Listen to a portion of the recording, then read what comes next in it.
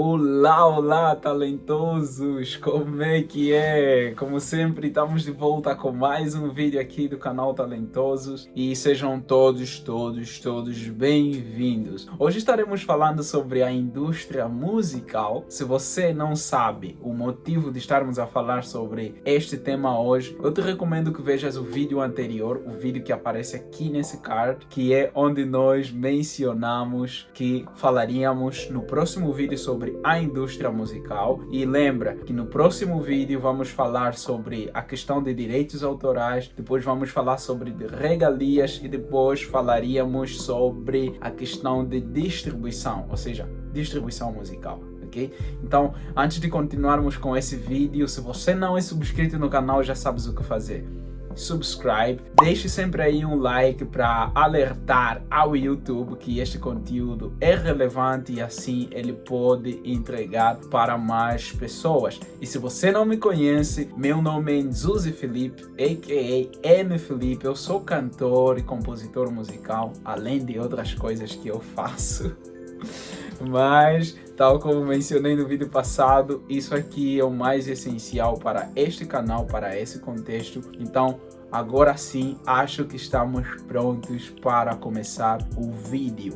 No vídeo anterior, nós mencionamos alguns detalhes, alguns pontos ou alguns tópicos que fazem com que vários artistas acabem perdendo muito dinheiro. E eles simplesmente perdem o dinheiro porque não entendem, não compreendem sobre esses pontos. E um desses pontos que nós falamos era a questão de não conhecerem a indústria musical, ou seja, de não entenderem como é que a indústria musical funciona. Então eu decidi fazer hoje esse vídeo para explicar um pouco como é que a indústria musical funciona. Óbvio que eu não sou um master nesse tema todo, se calhar não sei nem sequer 10%, mas acredite, o pouco que eu entendi, acredito que é suficiente para que também tenhas uma noção de como é que as coisas funcionam e assim podes então te direcionar e direcionar a tua carreira musical. Para nós entendermos um pouco sobre como é que funciona hoje a indústria musical, nós precisamos entender como é que antes funcionava.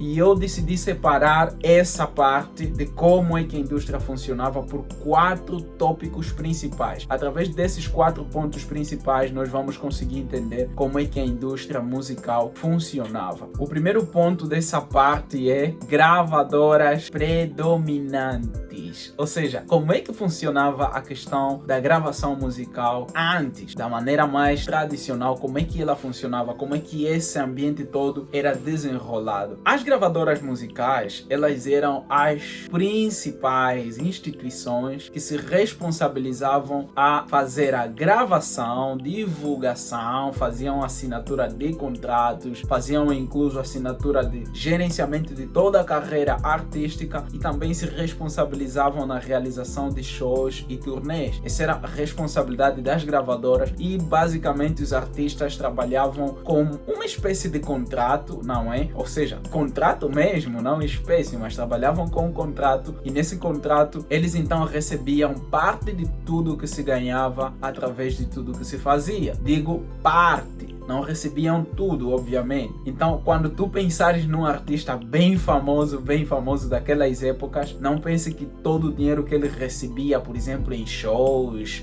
turnês, venda de disco, não penses que todo o dinheiro era dele, não. Era uma parte dedicada para ele, mas era uma parte do lucro, porque outra parte era para a gravadora e outra parte era obviamente para pagar os custos dessa gravação. Então, na época, as gravadoras eram as responsáveis principais de fazer toda a gestão do artista, incluso as marcações de shows, eventos, se responsabilizavam em marcar entrevistas, fazer um marketing e todos esses detalhes eram responsabilidade da parte da gravadora. E não digo que isso não exista hoje, ainda existe, mas para a maioria dos artistas não é o modelo principal, porque atualmente o modelo é totalmente diferente. Mas isso vamos entender então daqui a pouco no vídeo. Um outro ponto que eu queria então mencionar aqui também é a questão das mídias físicas. Não sei se vocês se lembram, mas eu sou do tempo das cassetes.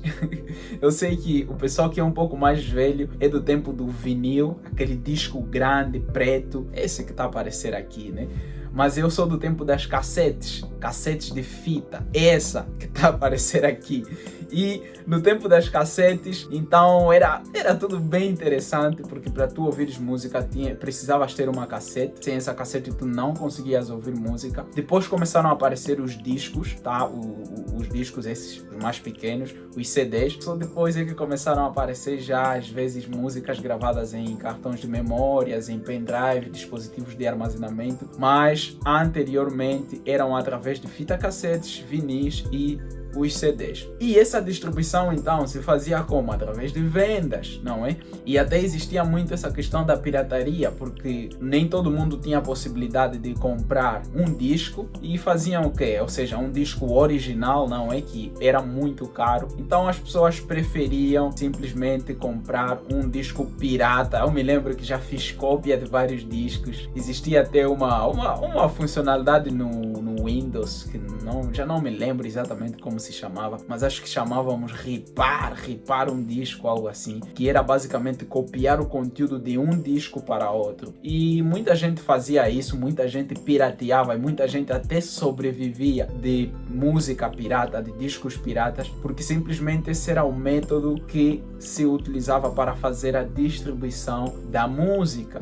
não é? E claro que isso tinha as suas vantagens e desvantagens também, porque imagine um artista dos Estados Unidos que faz uma música e a música faz muito sucesso e um angolano ouve lá nas boalas através de um disco que nem sequer sabe de onde é que veio. Claro que esse artista ou essa gravadora musical não vai usufruir dessas regalias e desse dinheiro. E isso era então uma das coisas que acontecia muito naquela época. Hoje ainda existem cassetes, eu já vi, existem discos, existe vinil. As pessoas que conseguem conservar, conservam bastante bem.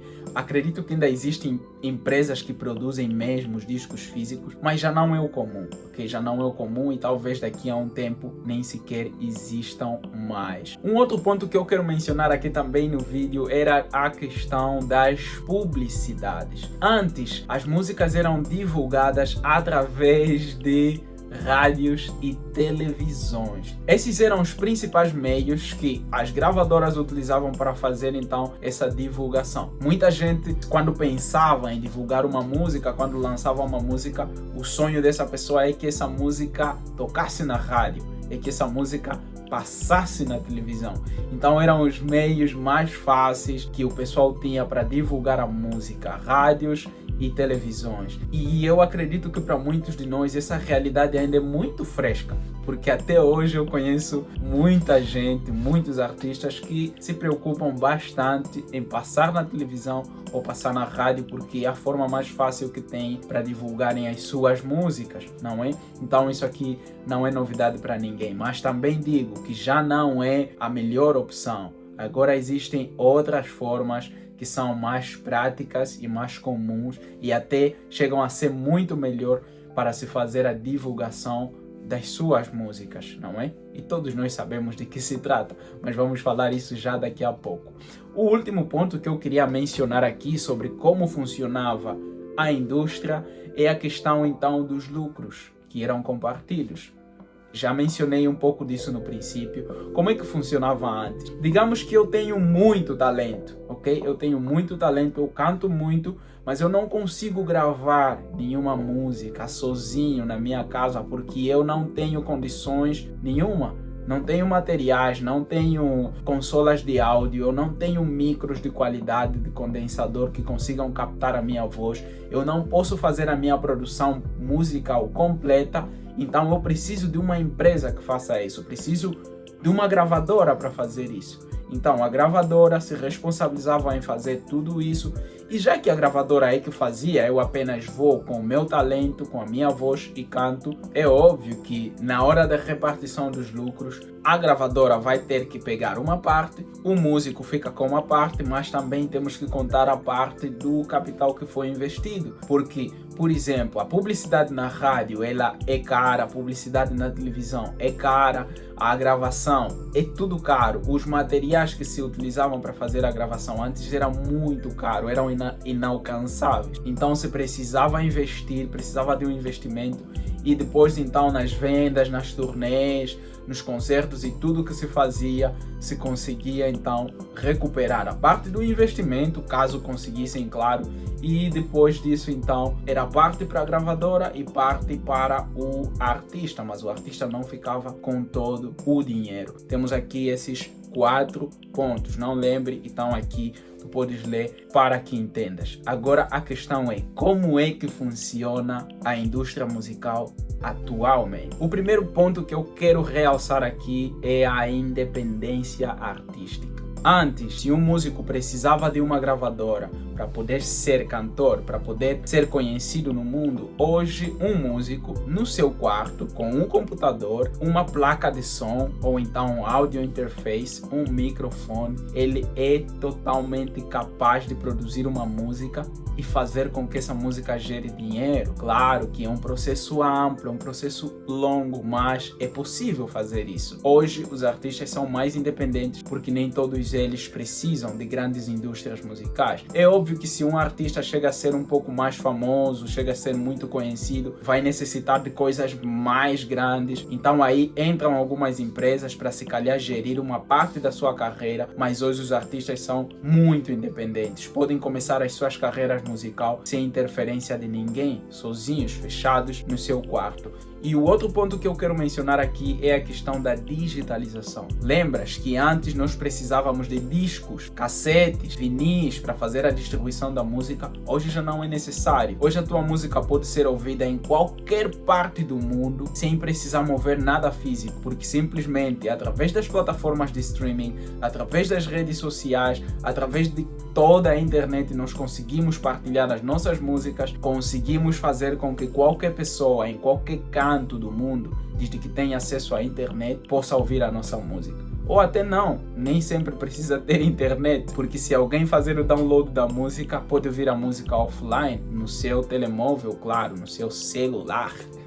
Então não necessitamos mais de distribuição física, porque obviamente a música hoje é distribuída de forma completamente digital. A questão do marketing e publicidade. Lembras que antes se fazia a publicidade através de rádios e televisões? Hoje uma pessoa pode ser totalmente famosa sem nunca ter passado em uma rádio e em uma televisão. Porque existem as redes sociais e através das redes sociais e o marketing digital é possível que uma pessoa consiga alcançar um número muito elevado de fãs. Mas muito elevado mesmo. Talvez até muito mais do que conseguiria através de uma rádio ou uma televisão.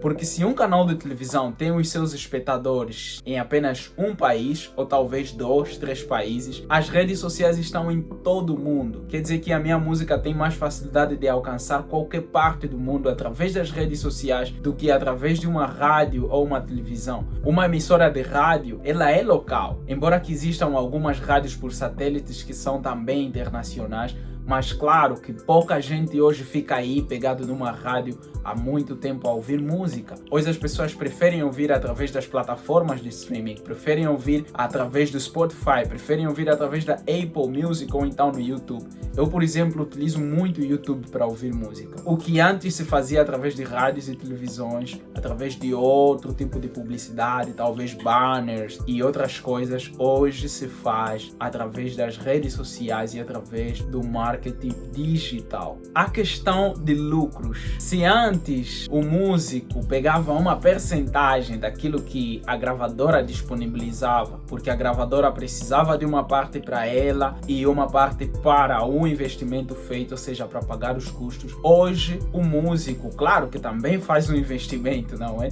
Faz um investimento, mas ele consegue de forma plena ou de forma completa controlar todo o ingresso que ele recebe, não é? Isso é através do streaming, porque hoje o principal gerador de renda para os artistas é o streaming. Então, a maioria dos músicos, através do streaming, conseguem receber boa parte das suas regalias, conseguem receber, se calhar, até todo o dinheiro que lhes é devido, sem precisarem também de ajuda de ninguém, porque a maioria das pessoas hoje, como utilizam essas plataformas de streaming para ouvir as suas músicas, uma vez que a música está lá e a tua música é reproduzida, então tu acabas fazendo muito dinheiro. Hoje existe muita gente que faz bastante dinheiro através de streaming, mesmo sem fazer concerto. Lembrem-se de algo que aconteceu recentemente, a questão do coronavírus. Muita gente ficou em casa, muita gente não podia fazer concerto porque tudo estava fechado. Os artistas de bares não podiam. Os concertos que foram programados, todos foram cancelados. Eu me lembro que tinha um concerto marcado porque precisava gravar um DVD e tudo foi fechado. Foi aí que começaram a se fazer muito famosas as questões das lives. O número de streams nas plataformas aumentou bastante e muitos músicos fizeram bastante dinheiro. Por quê? Porque as suas músicas estavam disponíveis nas plataformas de streaming e eles então conseguiram aproveitar-se dessa parte. Então, o que antes os músicos dependiam, se calhar, de um lucro que via através da gravadora e através de tudo que faziam, hoje os músicos conseguem pegar essa boa parte do dinheiro para eles. É óbvio que vale mencionar que até hoje ainda existem empresas muito maiores e muito grandes que trabalham com vários artistas, trabalham com gestão de carreiras musicais e fazem com que esses artistas consigam ser os melhores possíveis, não é? Ajudam na divulgação e ajudam em todos os aspectos, mas eles todos utilizam esses novos métodos, utilizam toda essa questão do marketing digital, a distribuição é feita de forma também digital, eles publicitam as músicas também através de todas essas plataformas, redes sociais e monetizam as suas músicas através de streams também. É tudo igual. Existem empresas grandes que continuam, mas então estão também operando nesse novo método. Mas é claro que os músicos particulares também têm lugar nisso, porque não precisam de grandes empresas para fazerem tudo isso, o que antes não conseguiam fazer por si só, de forma independente. E um último ponto que eu queria adicionar aqui é a questão da monetização em si. Hoje os artistas não monetizam só através de streaming, obviamente, não é? Existem várias outras maneiras de monetizar, até pelo próprio YouTube, que embora seja também uma plataforma de streaming, mas eles conseguem monetizar a partir do YouTube também. E além disso, existem várias outras ferramentas, existem vários outros sites, vários outros serviços, onde os músicos conseguem monetizar de forma direta ou indireta. Algo que existe no YouTube, por exemplo, é a questão de membros, ok? Tu podes ter um canal e teres alguns membros que pagam uma subscrição mensal e através dessa subscrição mensal tu também arrecadas um bom dinheiro. Então existem várias formas de monetização que hoje está a ser utilizado, que se calhar antes não era possível, mas hoje sim é possível. Então eu queria esclarecer esse ponto para entendermos como é que funciona a indústria musical. Vamos lembrar aqui, estes são os pontos que nós falamos, tá? Falamos desses pontos aqui, são 5. Fixe bem esses pontos e analise se estão a ser aplicados na tua vida, na tua carreira musical. E tal como já mencionamos no próximo vídeo, então, vamos falar um pouco sobre a questão de direitos autorais, ok? Vamos falar sobre a questão de proteção de direitos autorais de artistas. Esse foi o vídeo de hoje, espero que tenha sido útil e por favor, se você chegou até aqui e não deixaste nenhum like ou não te subscreveste, te peço já faça isso, subscreva-te porque os vídeos que vêm ainda serão muito interessantes. Valeu muito por teres visto, compartilhe aí com os teus amigos artistas, compartilhe nos grupos do WhatsApp, compartilhe no Facebook e faz o vídeo ser famoso, ok? Muito obrigado então e nos vemos no próximo vídeo. Bye bye, bye bye bye.